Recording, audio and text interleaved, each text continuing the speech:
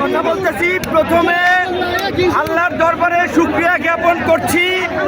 আল্লাহ আমাদের উপরে রহমত নাজিল করেছেন, এই ফ্যাসিস্ট হাসিনা সরকারের পতন ঘটিয়েছে। দ্বিতীয়ত বিপ্লবী ছাত্র জনতাকে অভিনন্দন এবং শুভেচ্ছা। ধারাবাহিক লড়াই সংগ্রামের মাধ্যমে হাসিনার পতন নিশ্চিত করেছে। এই হাসিনার পতনের মধ্য দিয়ে আমাদের প্রাথমিক বিজয় অর্জন হয়েছে, কিন্তু এখনো আমাদের অনেক কাজ বাকি আছে। এই ফ্যাসিস্ট হাসিনার যারা দোষর ছিল রাজনীতি কিংবা প্রশাসনে, তাদেরকে চিহ্নিত করে বিচারের মুখোমুখি করতে হবে। এখন পর্যন্ত অন্তর্বর্তীকালীন সরকার হয় নাই, এইখানে যেন কোনো সামরিক শাসন কিংবা কোনো ভারত নিয়ন্ত্রিত সরকার প্রতিষ্ঠা না হয়। সেই জন্য রাজনৈতিক ঐক্যমতের ভিত্তিতে অনতিবিলম্বে অন্তর্বর্তী সরকার গঠন করতে হবে এবং ছাত্ররা ডক্টর মোহাম্মদ ইউনূসকে প্রধান করার যে প্রস্তাব দিয়েছে, আমার দল এবং আমরা সেই প্রস্তাব সমর্থন করছি। আমরা অনুরোধ জানাবো, আজকে সন্ধ্যার আগে মহামান্য রাষ্ট্রপতি ডক্টর ইউনূসের নেতৃত্বে অন্তর্বর্তীকালীন সরকার গঠন করে বিলুপ্ত পশুদের উপরে হামলার এদেশীয় এজেন্টদেরকে ব্যবহার করাটা চক্রান্ত করছে। আপনারা সংখ্যালঘুদেরকে নিরাপত্তা দিবেন।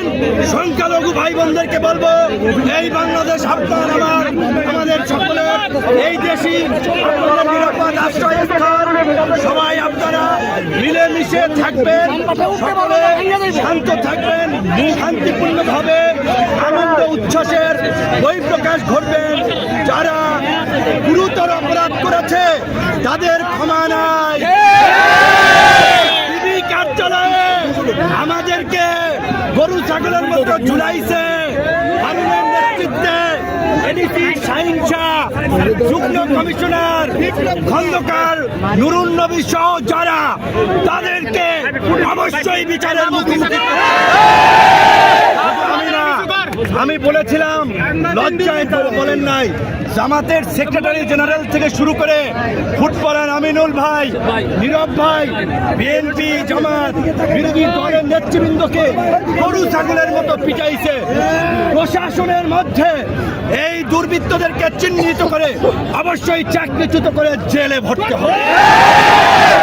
আপনারা গণ অধিকার পরিষদের নেতা কর্মীদেরকে বলবো, অন্যান্য এই আন্দোলন সংগ্রামে অংশগ্রহণকারী দল ছাত্র জনতার সাথে মিলেমিশে এলাকার শান্তি এবং স্থিতিশীলতা রক্ষায় কাজ করুন। দুর্বৃত্তরা, দুষ্কৃতকারীরা যেন কোনো অঘটন না ঘটায়, আপনারা সেই বিষয়ে সতর্ক থাকবেন। আমি আমাদের রাজনৈতিক কার্যালয় পল্টনে গিয়ে আপনাদের সাথে শান্তিপূর্ণভাবে দেখা সাক্ষাৎ করে বাসায় যাব। তাড়াহুড়ো করবেন না, আমাদের কোনো ভাই যেন পরে আহত না হয়, কেউ যেন কারো দ্বারা সমস্যায় না পড়ে, খেয়াল রাখবেন। আজকে জামিন দেওয়া হয়েছে। আমরা বলতে চাই, শুধুমাত্র জামিনের মাধ্যমে এই ধরনের নেতাকর্মীদেরকে মুক্তি দিলে চলবে না। তাদের নামে যে মামলা দেওয়া হয়েছে, সেই মামলা অনতিবিলম্বে প্রত্যাহার করতে হবে। সাথী বন্ধুগণ, আমরা গতকাল মহামান্য রাষ্ট্রপতির সাথে সংলাপে বসেছিলাম। আমরা আহ্বান জানিয়েছি, অনতিবিলম্বে অন্তর্বর্তীকালীন সরকার দিতে হবে এবং এই অবৈধ সংসদকে বিলুপ্ত ঘোষণা করতে হবে। যদি এই সংসদ বিলুপ্ত না করে আরএমজি 1-11 বানানোর ষড়যন্ত্র করা হয়, ফখরুদ্দিন মঈনুদ্দিন বানানোর ষড়যন্ত্র করা হয়, বাংলাদেশের জনগণ সেটি মেনে নেবে না। আমরা এই মুহূর্তে আমাদের সভাপতিকে নিয়ে আমরা পল্টনে যাব।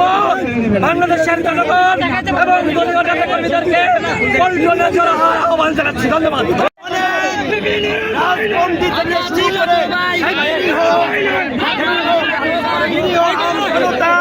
কারাবন্দী আছে, অনতিবিলম্বে নির্বাহী আদেশ সমাবেশের মাধ্যমে তাদের সকলকে মুক্তি দিতে হবে।